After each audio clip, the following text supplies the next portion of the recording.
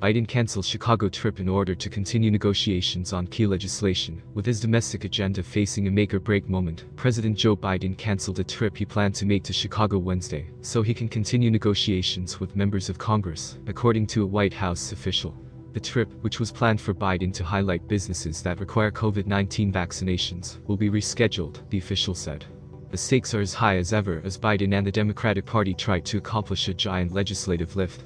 His idea is to essentially raise taxes on corporations and the wealthy, and use that money to expand government healthcare, education and other programs.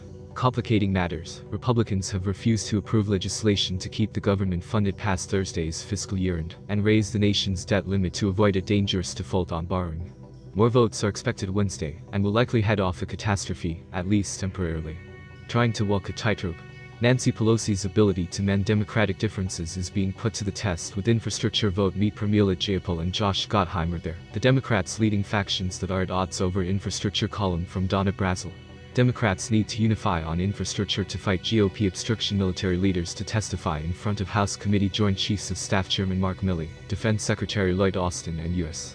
Central Command Gen. Frank McKenzie will continue to testify on Capitol Hill Wednesday, this time before the House Armed Services Committee.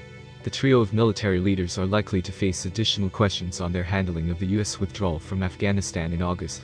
On Tuesday, Milley defended the decision to pull American troops out of Afghanistan by August 31, saying risks to the U.S. military and remaining American citizens in Afghanistan were going to go extremely high beginning in September. Additionally, Austin said the U.S. is still working on getting Americans out who wish to leave Afghanistan. Video Republican Senator Tom Cotton asks Jen. Milley, why haven't you resigned? Opinion. Jen. Milley warned Biden of looming disaster in Afghanistan. The president didn't listen. Britney Spears conservatorship case returns to court. Britney Spears' legal team heads to court again Wednesday, for what will likely be a pivotal hearing in the battle over her conservatorship.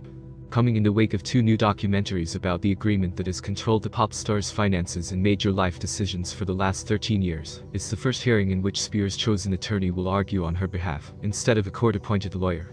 The main issue will likely be the role of her father, Jimmy Spears, who has overseen the conservatorship at least in part since 2008. He currently remains co-conservator of her finances, though that may change after this hearing.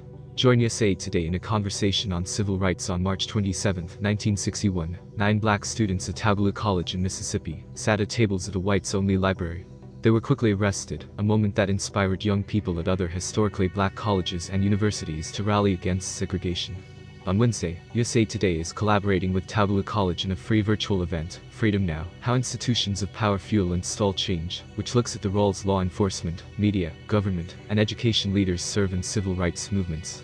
The event is at 7 p.m. EDT. You can register at scvendaysin1961.isaturday.com. The event is part of USA Today's 7 Days of 1961 project, which spotlights 7 pivotal protests that fueled the civil rights movement. Hot and sweet. Grab a cup of free Joe on National Coffee Day. Restaurants, convenience stores and coffee brands on Wednesday are serving up deals for National Coffee Day.